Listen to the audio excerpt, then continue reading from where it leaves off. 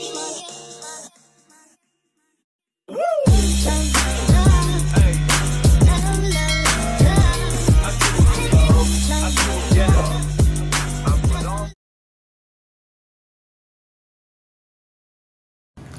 मुलांनो, आजी आणि नातवंड या चॅनलमध्ये तुम्हा सगळ्यांचं स्वागत। आज मी तुम्हाला एक छानशी ससा आणि कासवाची गोष्ट सांगणार आहे।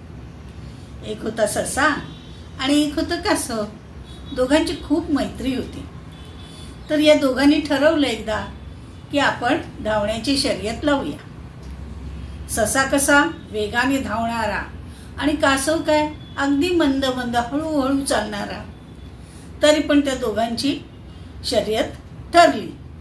जंगलातल्या सगळ्यांना समजलं की ससा आणि कासवाची शर्यत होणार आहे।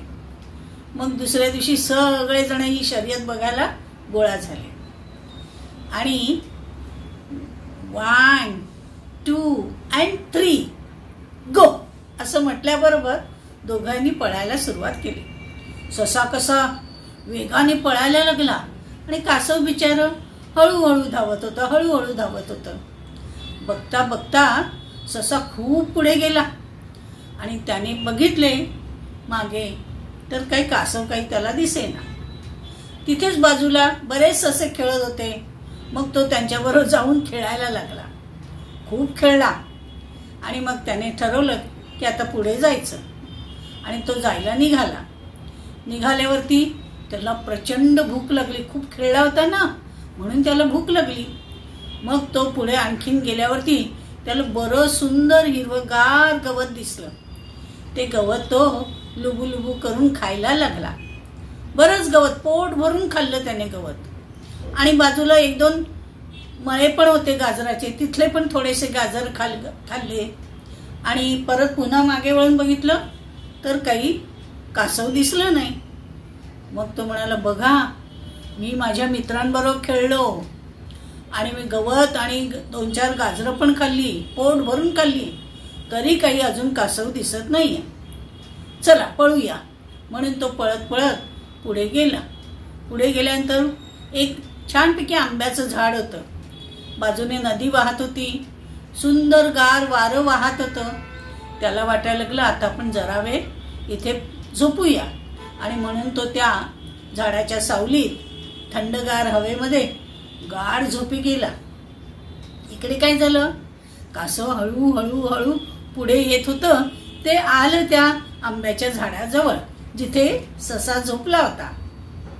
त्याने पाहिलं की ससा झोपलाय।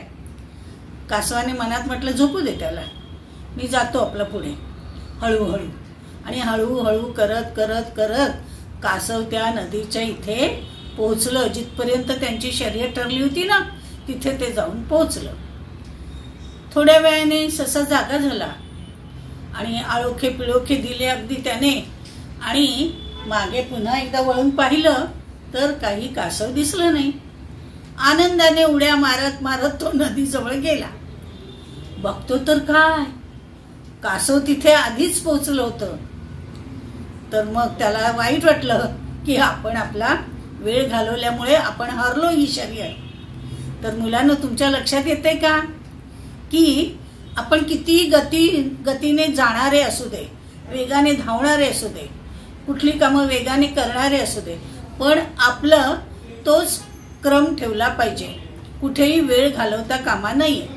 तसंच आपण किती मंद गतीने हळूहळू कामं करणारे असलो तरी सुद्धा आपण ते कामामध्ये सातत्य तोचपणा ठेवला पाहिजे, तरच आपण जिंकू शकतो।